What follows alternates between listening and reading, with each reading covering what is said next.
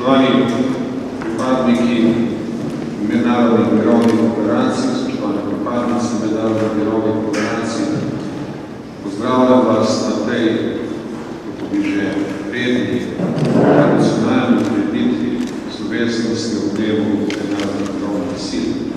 Spoštovani visoki gosti, spoštovani visoki minister, naš štab, državni sekretar.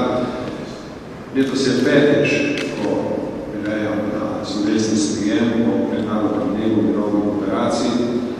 In to je tudi dobra priložnost, da se skupaj posvetimo misli na prispevek, ki ga Republika Slovenija daje mednarodnim mirovnim operacijam in na prispevek, ki ga mi, pripadniki teh operacij, daje Republike Slovenije. 15 let traja naša izkušnja, odkar je Slovenija neodvisna samostojna država in pošilja svoje pripadnike in pripadnice mednarodne vojaške operacije in naslednje policijske enote teh operacij. Seveda je naša zgodovina daleč vsega že v času Avstro-Ogrske, pozneje v čas Jugoslavije. In vse so se slovenski pripadniki oboroženih sil dobro skazali na teh operacijah. Danes je naša prisotnost močna stališča razmerja med številom prebivalcev Republike Slovenije in številom tistih pripadnikov oboroženih sil in policije, ki služijo v mednarodnih operacijah. Seveda na svetovni sceni v mednarodnih primerjavah nismo med najmočnejšimi državami, ki prispevajo pripadnike mirovnih sil. Tudi to ni najpomembnejše, kajti v vseh teh operacijah je najpomembnejša kakovost prisotnosti, kakovost zastopanja in kakovost prispevka tega nekaj kontingent, nacionalni kontingent daje mednarodne operacije. V tem pogledu smo lahko v Sloveniji zadovoljni in ponosni. Naši pripadniki, naše pripadnice mirovnih operacij, tako vojaškem kot policijskem delu, so se doslej izjemno dobro izkazali. Pomembno je tudi to, da vam te izkušnje kažejo, da je te operacije mogoče voditi s tako ravnjo usposobljenosti, profesionalnosti in strokovnosti, da se v vsem tem obdobju, vseh 15 letih, lahko s ponosom spomnimo tudi na to, da v tem času nismo imeli žrtev ali izrazito nevarnih situacij, v katerih bi lahko pričakovali hujše posledice. To je velik dosežek in želel bi, da tako ostane tudi naprej. Če tudi so mirovne operacije v svoji definiciji take, da vsebujejo resne nevarnosti in da nesrečnih dogodkov ne moremo izključiti. Pa vendar, gledano v celoti, smo lahko zadovoljni in ponosni.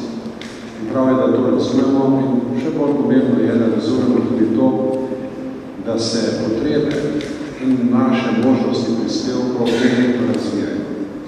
V tem času je več kot 2/3 naših pripadnikov mirovnih operacij angažiranih na Kosovu. Seveda nobena mirovna operacija ni večna. Vsaka se nekoč konča ali zmanjša stopnje, ko večja vojaška udeležba ni več potrebna.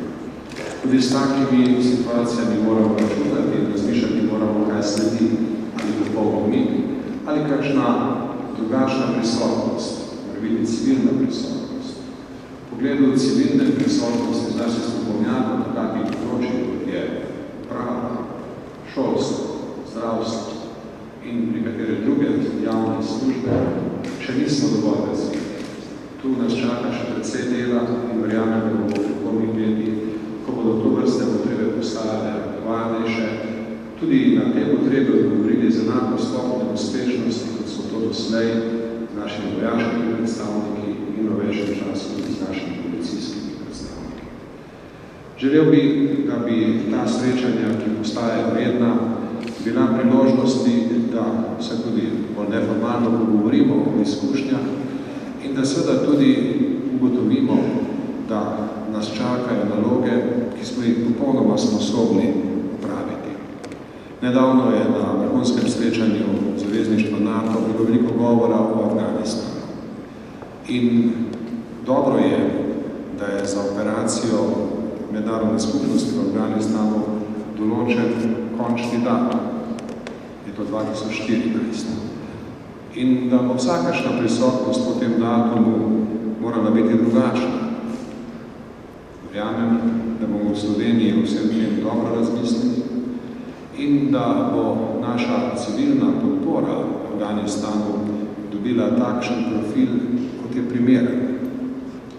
Želim tudi, da bi se dobro razumelo, da bomo v naši prihodnosti morali bolj sistematično pozornost posvetiti prav civilni prisotnosti in da bo to dalo tisto celovitost in zaokrožilo naše prizadevanje, ki se je tako uspešno razvijalo v teh zadnjih 15 let. Mora biti za konec še nekaj. Slovenija je privržena načelom ustanovne listine Organizacije združenih narodov in jemlje resno mednarodno pravo.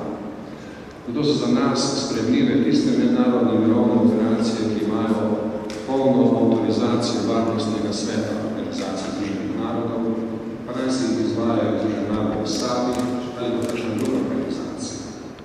Slovenija mora prihodnje paziti in biti zelo precizna in resna, ko gre za vprašanje legitimnosti in pravne podlage mednarodnih mirovnih operacij.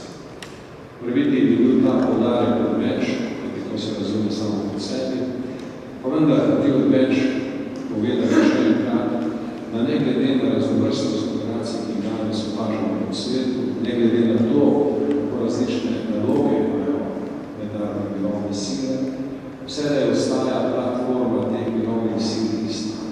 Legitimnost, ki jo daje Organizacija združenih narodov in je varnostni svet.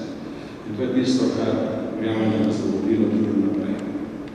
Do naše priložnosti bi želel izreči zahvalo vsem pripadnikom, pripadnicam mednarodnih mirovnih operacij, izreči priznanje za vaše delo in izraziti željo, da bi to delo bilo uspešno v prihodnje in da bi v Sloveniji vsele našli dobre odločitve za vsako prihodnje angažiranje mednarodnih operacij. Hvala lepa in veliko uspeha.